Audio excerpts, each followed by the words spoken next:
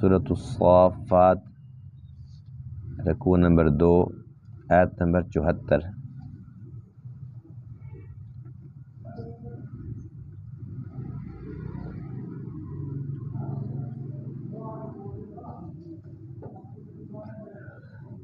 اعوذ باللہ من الشیطان الرجیم، بسم اللہ الرحمن الرحیم۔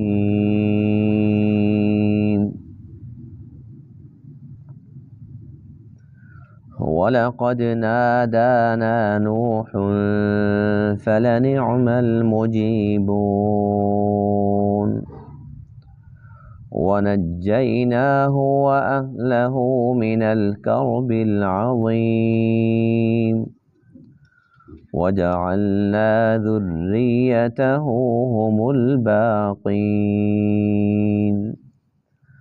وَتَرَكْنَا عَلَيْهِ فِي الْآخِرِينَ سَلَامٌ عَلَى نُوحٍ فِي الْعَالَمِينَ إِنَّا كَذَلِكَ نَجْزِي الْمُحْسِنِينَ إِنَّهُ مِنْ عِبَادِنَا الْمُؤْمِنِينَ ثُمَّ أَغْرَقْنَا الْآخَرِينَ۔ صدق اللہ العظیم۔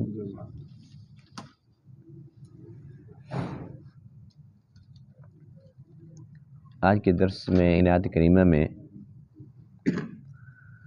حضرت نوح علی نبینا علیہ السلام کا تذکرہ ہے۔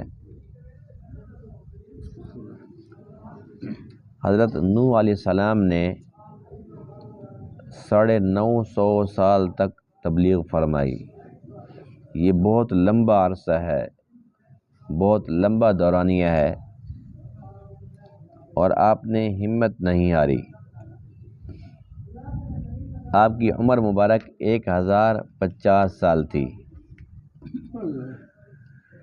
اس میں سے 950 سال آپ نے تبلیغ فرمائی ہے۔ لیکن اللہ کی شان یہ ہے کہ اتنے لمبے عرصے کے اندر آپ کی دعوت پر لبیک کہنے والے بہت کم تھے۔ آپ کی جو امت ہے مرنے والے بہت کم ہیں، اس میں نافرمان زیادہ تھے۔ آپ نے اللہ تعالیٰ سے ایک دعا کی جس کا تذکرہ آج کے درس کے اندر ہے، اور اللہ تعالیٰ نے اس دعا کو قبول فرمایا۔ اور وہ جو دعا تھی وہ یہ تھی کہ اللہ میری مدد فرما۔ دعا یہ تھی فدعا ربہ انی مغلوب فانتصر، کہ میرے رب میں مغلوب ہوں، میری مدد کیجیے۔ اب وہ آپ کے حق میں تو دعا تھی، لیکن امت کے جو نافرمان تھے ان کے حق میں وہ بد دعا تھی۔ اللہ تعالیٰ نے اس دعا کو قبول فرمایا، اور جو نافرمان تھے ان سب کو طوفان کے ساتھ غرق فرما دی۔ پانی کا عذاب آیا، اور جو ماننے والے تھے اللہ کے حکم سے ان کو کشتی پر سوار کرایا گیا، اور ان میں سے بھی جو آگے نسل چلی ہے وہ صرف اور صرف نوح علیہ السلام کے 3 بیٹوں سے چلی ہے۔ باقی جو لوگ کشتی کے اندر بھی سوار ہوئے تھے لیکن ان کی آگے نسل نہیں چلی، اور باقی جتنے بھی لوگ تھے، جتنے بھی نافرمان تھے، وہ سب کے سب غرق ہو گئے، یہاں تک کہ نوح علیہ السلام کا سگا بیٹا بھی، وہ نافرمان تھا، آپ کی دعوت کا اس نے انکار کیا تھا، آپ کی نبوت کا انکار کیا تھا، وہ بھی طوفان کے نظر ہو گیا اور وہ بھی غرق ہو گیا۔ تو اللہ فرماتے ہیں کہ نوح چونکہ اللہ کے نبی تھے، ان کی بڑی قربانی تھی، اور بہت ہی زیادہ انہوں نے محنت فرمائی تھی، تو اللہ تعالیٰ نے ان کا نام زندہ رکھا ہے، اور قیامت تک کے لیے وہ زندہ رہے گا، اور یہ ایک مقبول ترین نبیوں میں سے ہیں۔ یعنی ان کا ذکر خیر بہت زیادہ ہوتا ہے۔ وَلَقَدْ نَادَانَا نُوحٌ، اور البتہ تحقیق ہمیں پکارا نوح نے، فَلَنِعْمَ الْمُجِيبُونَ، بس البتہ ہم بہترین دعا قبول کرنے والے ہیں۔ وَنَجَّيْنَاهُ، اور ہم نے ان کو نجات دی۔ اب ان آیات کے اندر یعنی کہ صرف اشارے ہیں، ورنہ بڑی تفصیل ہے اس واقعے کی، یہاں پر صرف اشارے ہیں۔ نوح علیہ السلام نے پکارا اور ہم دعا کو قبول کرنے والے ہیں۔ وَنَجَّيْنَاهُ، ہم نے ان کو نجات دی، وَأَهْلَهُ، اور ان کے گھر والوں کو نجات دی، من الکرب العظیم، ایک بڑی تکلیف سے۔ وَجَعَلْنَا ذُرِّيَّتَهُ، اور ہم نے بنایا ان کی اولاد کو، ہم الباقین، صرف وہی تھے باقی رہنے والے۔ وَتَرَكْنَا عَلَيْهِ فِي الْآخِرِينَ، اور ہم نے ان پر چھوڑا پچھلوں میں، سلام علی نوح فی العالمین، سلام ہے نوح علیہ السلام پر تمام جہانوں میں۔ انا کذالک نجزی المحسنین، بے شک اسی طرح ہم بدلہ دیتے ہیں نیکی کرنے والوں کو۔ انہ من عبادنا المؤمنین، بے شک وہ ہمارے ان بندوں میں سے تھے جو مؤمن ہیں، ایمان لانے والے ہیں۔ ثم اغرقنا الآخرین، پھر ہم نے غرق کر دیا دوسروں کو۔ حضرت نوح علیہ السلام، جن کا اصل نام تھا عبد الغفار، لیکن اللہ کے خوف سے بہت زیادہ روتے تھے، اور حدیث پاک میں ہے کہ اتنا روتے تھے کہ رونے کی وجہ سے جو آنسو ہوتے ہیں ان کے بھی نشان پڑ گئے تھے چہرے پر۔ تو لوگوں نے کہا کہ یہ نوح ہے، نوح نوحے سے ہے، یہ جو نوحہ خوانی ہوتی ہے جس میں رونا رلانا ہوتا ہے، تو نوح کا معنی ہے رونے والا، یعنی کہ آپ اتنا روتے تھے کہ نام پڑ گیا رونے والا۔ جو اصل نام ہے عبد الغفار وہ گم ہو گیا، بہت کم لوگ جانتے ہیں، اور قرآن کے اندر بھی آپ کا جو نام ہے وہ نوح ہی آیا ہے، یعنی کہ آپ کا رونا اللہ کو بھی اتنا پسند آیا کہ اللہ بھی فرماتے ہیں کہ وہ میرا نوح تھا۔ حضرت نوح علیہ السلام بہت شان والے پیغمبر ہیں۔ قرآن مقدس کے مختلف مقامات پر مختلف صورتوں کے اندر آپ کا ذکر خیر ملتا ہے، اور ایک صورت تو مکمل سورہ نوح وہ 29ویں پارے کے اندر ہے، یعنی کہ آپ کے نام سے مکمل صورت ہے۔ نوح علیہ السلام کی شان یہ ہے کہ آپ نے 950 سال تک تبلیغ فرمائی، اور وہ اس طرح کہ آپ کی جو عمر تھی وہ 1050 سال تھی۔ 40 سال کے بعد آپ کو نبوت ملی، 950 سال آپ نے تبلیغ فرمائی، اور پھر طوفان آیا، طوفان کے بعد 60 سال تک آپ پھر زندہ رہے، تو یوں 1050 سال عمر بنی، اور یہ بہت بڑی عمر ہے۔ اور اس عمر کے اندر 950 سال، 9.5 صدیاں تبلیغ فرمانا، یہ زبان سے یہ لفظ نکالنا تو بڑا آسان ہے، اس کی حقیقت، اس کی گہرائی میں جا کر دیکھیں تو بڑی حیرت ہوتی ہے کہ اتنا لمبا عرصہ، اور بات ایک ہی تھی، یا قوم اعبدوا اللہ ما لکم من الہ غیرہ، اے میرے قوم اللہ کی عبادت کرو، اس کے بغیر اور تمہارے لیے کوئی الہ نہیں، یعنی دعوت توحید۔ اور اس پر آپ کو مارا گیا، آپ کو ستایا گیا، آپ کا مذاق اڑایا گیا، آپ کو تکلیفیں پہنچائی گئی۔ اب یہاں تو معاملہ یہ ہے کہ ہم اپنے گھر کے اندر اپنی بیویوں کو نماز کے لیے کتنا ہم ڈانٹتے ہیں، یا یہ ہے کہ ہم اپنے بھائیوں کو، بہنوں کو، یا ہم اپنی اولادوں کو نماز کے لیے کتنی تبلیغ کرتے ہیں، کسی اچھے کام کے لیے کتنی ہم تبلیغ کرتے ہیں۔ ہمارا بہت گہرا دوست ہو، اچھے تعلق ہو، 2-4 دفعہ کہنے کے بعد پھر ہم جان بوجھ کر اس ٹاپک پہ بات بھی نہیں کرتے کہ ایسا نہ ہو کہ تعلق ٹوٹ جائے، دوستی ختم ہو جائے گی۔ یعنی اللہ کی محبت غالب نہیں ہے، اللہ کے رسول کی محبت غالب نہیں ہے، اور دین اسلام کی محبت وہ غالب نہیں ہے۔ ایک دوست کی دوستی اس کی محبت وہ ہمارے لیے اتنی اہم ہے، ہم کہتے ہیں یہ نہ ختم ہو جائے۔ اپنے بچوں کو ہم سمجھاتے بھی ہیں نماز کے لیے یا کسی بھی اچھے کام کے لیے 2 دفعہ 10 دفعہ 20 دفعہ 50 دفعہ، حد 100 دفعہ لگا لیں، یہ بھی بہت بڑی بات ہے 100 دفعہ، ورنہ اس سے کم کے اندر ہم کیا کہتے ہیں جی بس اب اس کی اپنی مرضی ہے، میں نے اس کو بہت سمجھا کے دیکھ لیا، اب یہ جانے اس کا کام جانے۔ تو اس سے پتہ چلتا ہے کہ ہم اپنی اولادوں سے جتنی بھی محبت کریں، اپنے گھر والوں سے جتنی بھی محبت کریں، لیکن اللہ کے نبی اپنے امت پر بہت ہی زیادہ شفیق ہوتے ہیں، ان کی محبت بہت زیادہ ہوتی ہے۔ یہی وجہ ہے کہ 950 سال تک آپ نے تبلیغ فرمائی اور آپ تھکے نہیں۔ اور یہ جو دعا ہے اس کا بھی ایک پس منظر ہے، وہ یہ ہے کہ آپ بہت زیادہ روتے تھے کہ کیا وجہ ہے کہ اتنا لمبا عرصہ، اور ایمان کتنے لوگ لائے؟ 80-82، بہت کم ہے۔ دیکھیے حضور خاتم النبیین علیہ السلام آقا مبارک محنت سے آج پوری دنیا کے اندر دیکھو کتنی بہاریں ہیں، کتنی مساجد، کتنے مدارس، کتنے دین کے مرکز، کتنی خانقاہیں، اور کتنے مسلمان، پوری دنیا کے اندر اسلام کا پیغام پہنچ چکا ہے الحمدللہ۔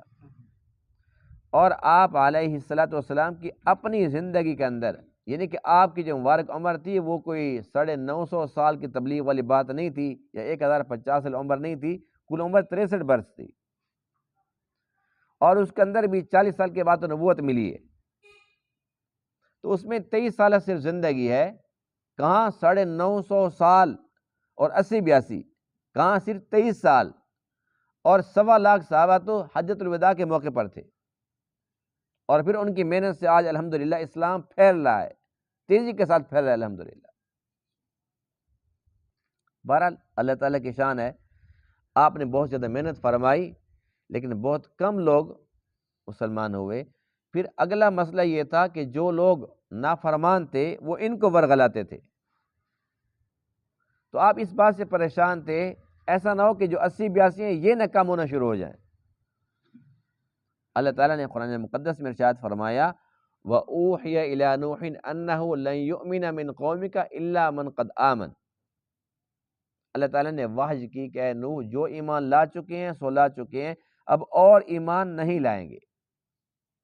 جب آپ کو تسلی ہو گئی کہ اللہ کی طرف سے یہ سب کچھ بتا دیا گیا کہ باقی جتنے ہیں وہ نافرمان ہی رہیں گے، تب آپ نے یہ دعا کی فدعا ربہ انی مغلوب فانتصر، اور دوسری دعا جو ہے وہ بد دعا ہے، سورہ نوح کے اندر ہے رب لا تذر علی الارض من الکافرین دیارا، اے میرے رب زمین پر کسی ایک کافر کو چلتا پھرتا نہ چھوڑ، انک ان تذرہم یضلوا عبادک، یہ اصل وہ بات تھی، اگر تم نے ان کو چھوڑ دیا تو یہ تیرے ان بندوں کو گمراہ کریں گے، یعنی کہ آپ کو یہ تو یقین کامل تھا، جب اللہ نے بتا دیا تو حق سچ ہے کہ باقی لوگ ایمان قبول نہیں کریں گے۔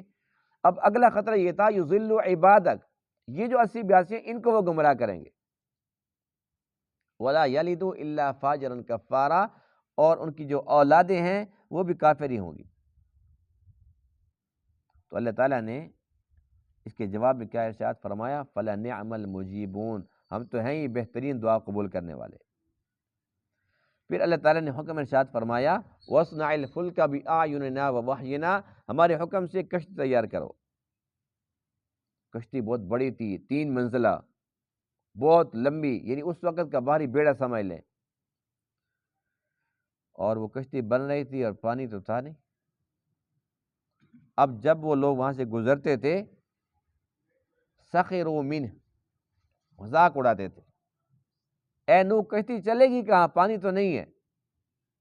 قال ان تسخروا منا فانا نسخر منکم کما تسخرون، آپ نے فرمایا کہ آج تم مذاق اڑا لو، اور پھر ایک وقت ایسا آئے گا کہ ہم تمہارا مذاق اڑائیں گے، پانی تو آئے گا، ہم پھر پوچھیں گے بتاؤ تم کیسے بچو گے اب۔ پھر وہ وقت آ گیا حتی اذا جاء امرنا وفارت النور، اس کی جو پوری تفصیل ہے وہ 12ویں پارے کے اندر ہے اور 18ویں پارے کے اندر ہے۔ جب اللہ تعالیٰ کا عذاب آیا تو بس پانی پھوٹ پڑا، اوپر سے بارش تھی اور زمین سے پانی ابلنا شروع ہو گئی، ہر طرف سے پانی پانی پانی پانی ہوگی۔ تو اللہ کے حکم سے جتنی بھی مخلوق ہے تمام مخلوق کا جوڑا جوڑا کشتی کے اندر سوار کرایا گیا کہ ان کی نسل آگے جاری رکھنی تھی، اور جو ایمان والے تھے وہ کشتی کے اندر سوار ہوئے۔ اس وقت آپ نے اپنے بیٹے کو بلایا، اے بیٹا آجا آجا، بچ جائے گا، ایمان قبول کر لے۔ اس نے کہا سآوی الی جبل یعصمنی من الماء، وہ اتنا بڑا پہاڑ ہے میں اس کے اوپر چڑھ جاؤں گا، وہ مجھے پانی سے بچا لے گا۔ آپ نے ارشاد فرمایا لا عاصم اليوم من امر اللہ الا من رحیم، آج کوئی بھی نہیں بچ سکتا، صرف وہ بچے گا جس پہ اللہ تعالیٰ رحم فرمائے گا۔ آج پہاڑ نہیں بچا سکتے۔ بس یہ باتیں کر رہے تھے کہ پھر موج درمیان میں آ گئی اور وہ غرق ہو گئی۔